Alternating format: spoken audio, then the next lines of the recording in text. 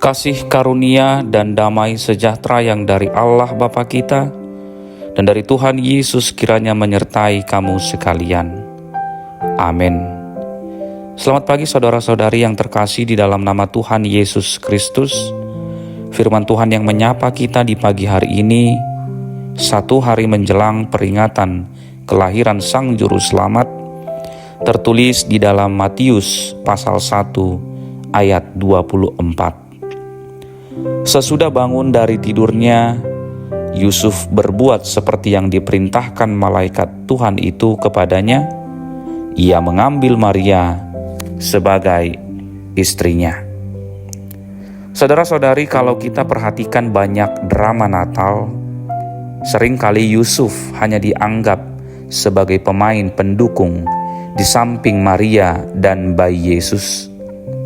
Tapi pagi ini coba sebentar kita geser sorotan lampu kita ke arahnya.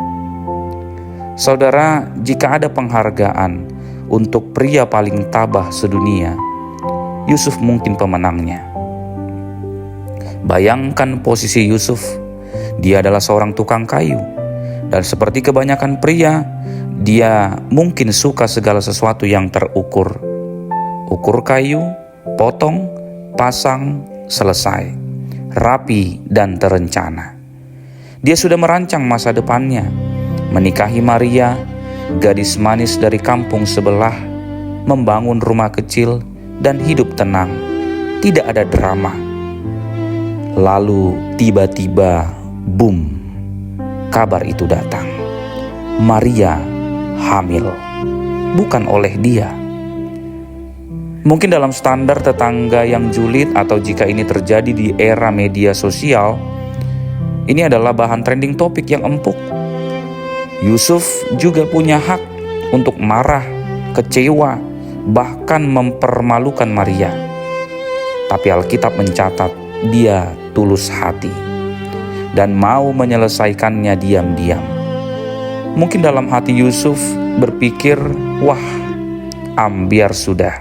Bayangan rumah tangga yang adem ayem.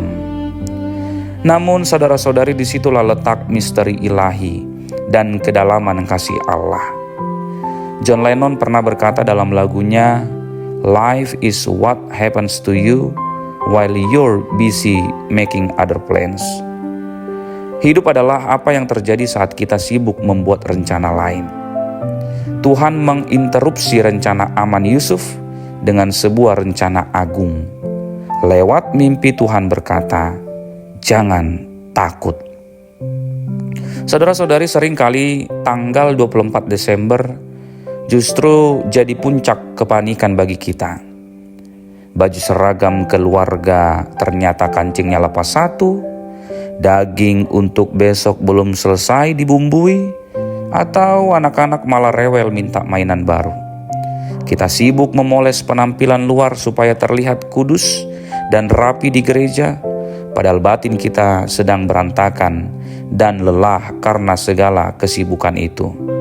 Seringkali hati kita tidak sesejuk lagu Malam Kudus yang akan kita nyanyikan nanti malam. Pikiran kita bising memikirkan ini dan itu. Belajarlah dari Yusuf. Kehebatan Yusuf bukan pada kata-katanya, tetapi pada tindakannya.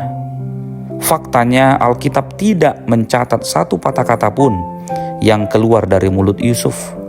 Dia bangun, dia taat, dan dia merangkul kekacauan itu menjadi jalan keselamatan. Dia memberi nama bayi itu Yesus, yang artinya penyelamat. Pagi ini, saudara-saudari, jika hidupmu sedang tidak berjalan sesuai rencana, jangan buru-buru menceraikan keadaan itu. Bisa jadi di tengah ketidakpastian itu Tuhan sedang menitipkan benih mujizatnya. Jadilah seperti Yusuf, kurangi bicara, perbanyak percaya, dan rangkul rencana Tuhan yang tak terduga itu. Selamat menyambut Natal, Tuhan menyertai kita. Amin. Kita berdoa. Ya Tuhan Yesus, terima kasih untuk pagi yang indah ini.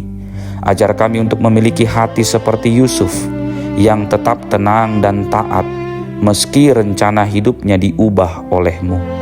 Jika hari ini ada hal-hal yang tidak berjalan sesuai keinginan kami, mampukan kami untuk melihat tangan-Mu yang sedang bekerja di baliknya. Siapkan hati kami menyambut kelahiran-Mu, bukan dengan kemewahan duniawi, melainkan dengan ketulusan hati. Di dalam nama Yesus kami berdoa. Amin.